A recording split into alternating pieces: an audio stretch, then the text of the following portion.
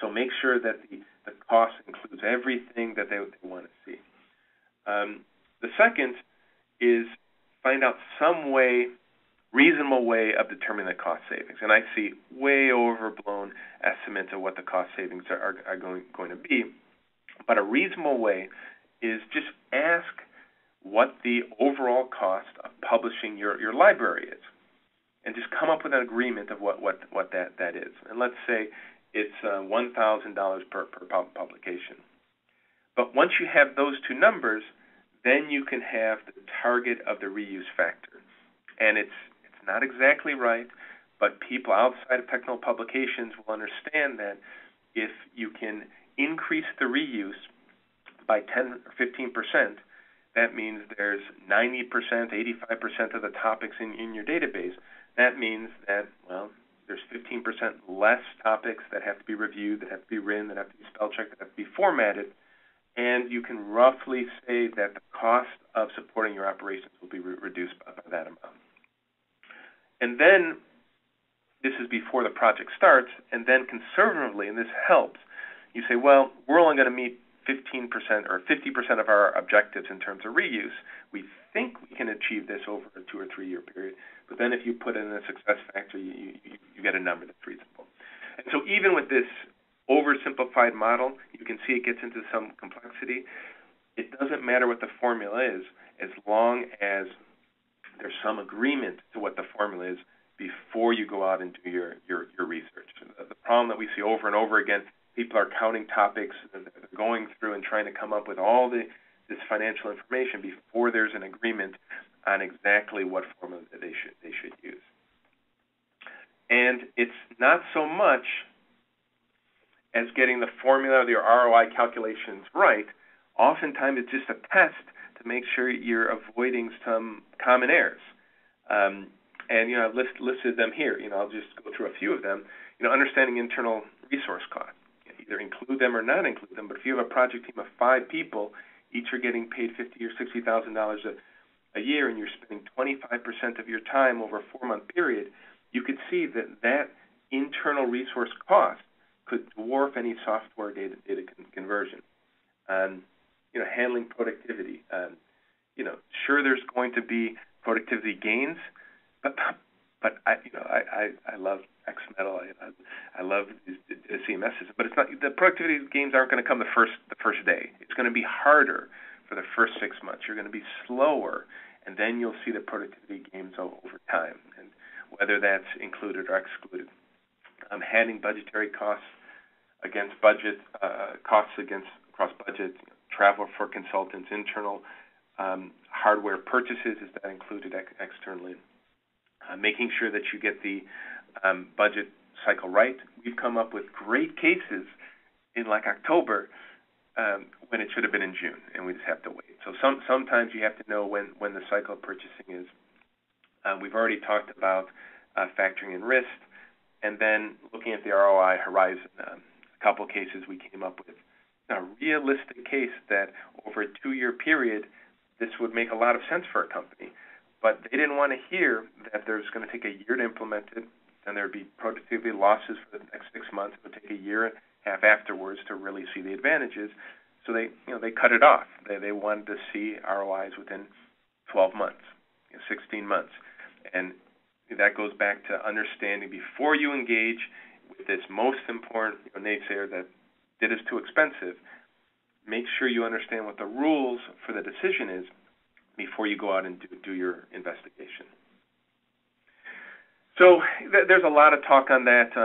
If you're interested in that topic, I guess there's 2 resources that we can send you. Just send me an email. One is, my email's down here. One is the link to the last presentation that focused just on that one very important point of resistance, which is the cost. There's a webinar from last month. And then also, although I said avoid it, we do have templates for very detailed spreadsheets that you can go through after the parameters have been decided.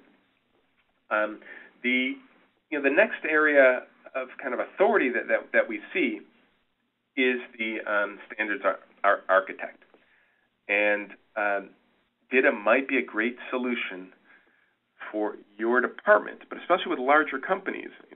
With acquisitions, you might be acquiring. This happened before, and it was very, very painful for us. We put in a great, fully functional, and went through all the evolution. We had the dynamic content assembly and the self-publishing with DITA, but it was acquired by a company that had a custom DTD.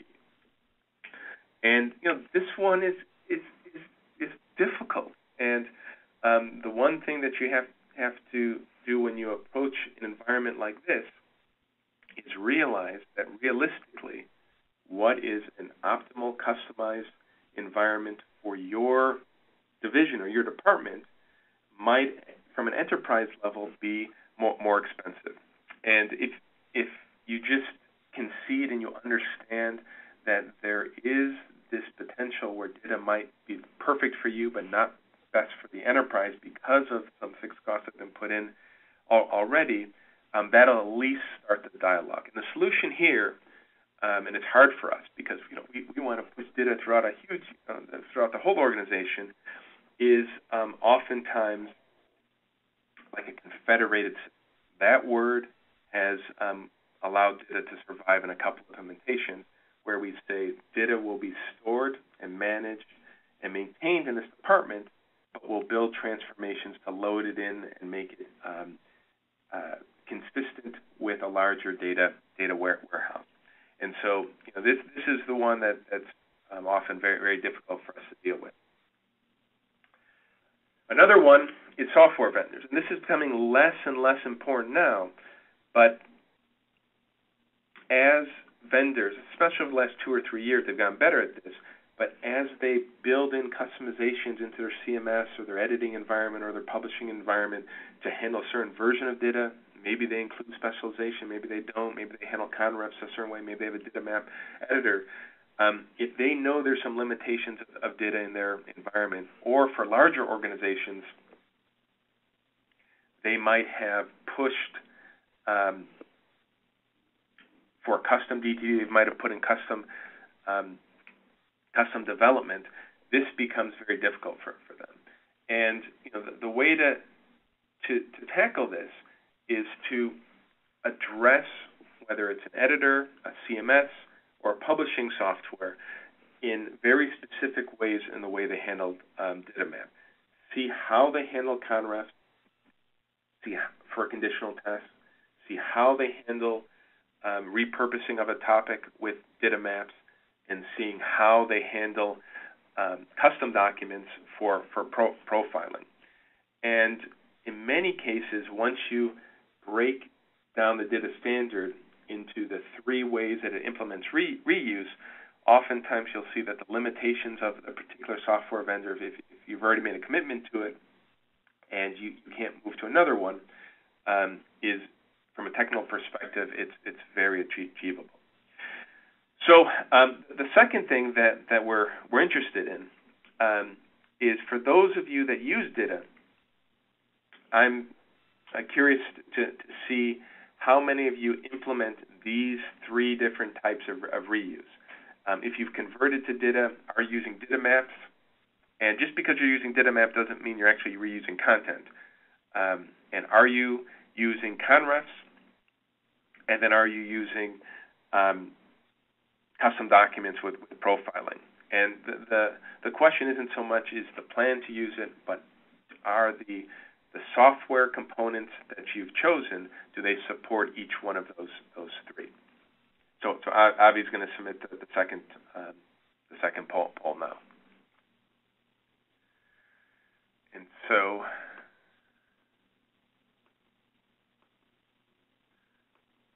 I see. And so the way the poll comes up, it's only allowing one, and you probably know it's not mutually exclusive. So I would say which of the one is most prevalent to support your reuse.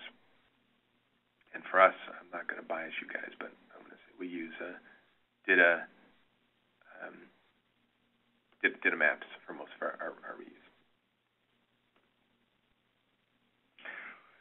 So and that's that's it. It'd be helpful to see if you are finding resistance from other areas where it's from positions of authority, other from the budgetary perspective, an IT kind of governance perspective, or a software vendor. But that's it. We don't have resistance from legal departments or safety department, product managers, marketing. Those DITA is becoming less and less of an important detail. It doesn't really matter how, and that's one thing too. Sometimes it's best, though we pride ourselves on liking the standard and being good at it. Oftentimes it's better not to even mention that you're using DITA.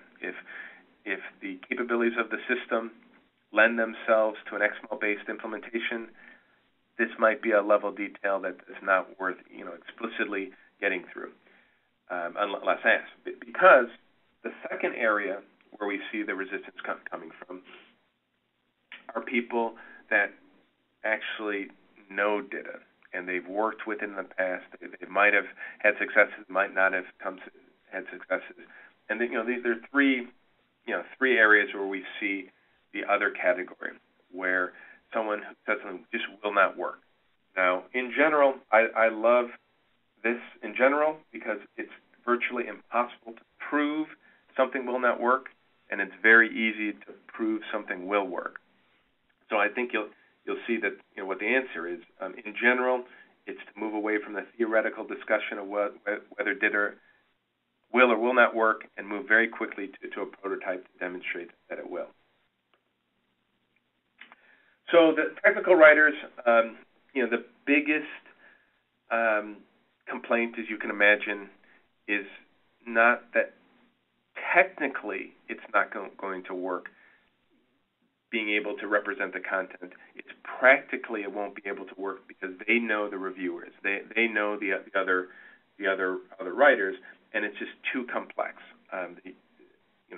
XML or other editing systems, which they do a great job with their user interface, it's still representing XML content, and it's more complex when you look at it compared to Word or Notepad or other very basic editors. And then the complaint about the standard, and very very clearly, is that there's lots of elements and attributes that aren't used at any particular case and any particular site. And the way to address this is twofold. One is to concede that it is a more complicated interface. There's a lot more going on there than if you were just working in an unstructured frame or Word, or even in InDesign if you're just typing in content. But you're not structurally. Your job is changing as a technical writer from a role of a writer for particular output to a content contributor, where you're writing a topic that can be used on a mobile device, that can be used on a website, that can be translated into Portuguese or Japanese, that it might be in context of a printed page, it might be pulled out just on online help, and it's much more complicated, it's a much more involved process writing for that. So consequently, the tool should reflect that. But also, everyone else's job is changing too in this single source publishing environment. And this isn't really to talk in general about the process in general, but it's intended just to talk about some example. So the second thing is to focus on the tools themselves. XMetal, all these DITA-based tools have a very strong capability for customizing user interface. And so if you explain that the user role is much more complicated, but then also that you have the ability to simplify the environment, that helps. And this is where a prototype really helps. Most of our quote-unquote DITA customization has to do with simplifying the user interface.